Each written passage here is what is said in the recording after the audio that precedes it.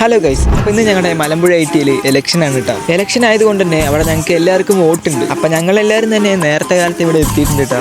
എല്ലാവർക്കും വേറെ വേറെ ബൂത്തിലാണ് ഇലക്ഷൻ നടക്കുന്നത്. ഞങ്ങളുടെ ബൂത്താണ് കേട്ടോ ഇത്.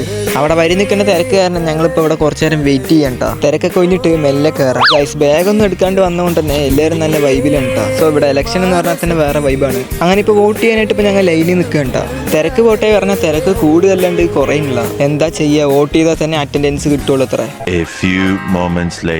ഇപ്പോൾ ഇവിടുത്തെ നിൽക്കുക കേട്ടോ, അത് തീരുന്നല്ലോ. അങ്ങനെ എങ്ങനെയൊക്കെ വോട്ട് ചെയ്ത് കഴിഞ്ഞിട്ടുണ്ട് കേട്ടോ.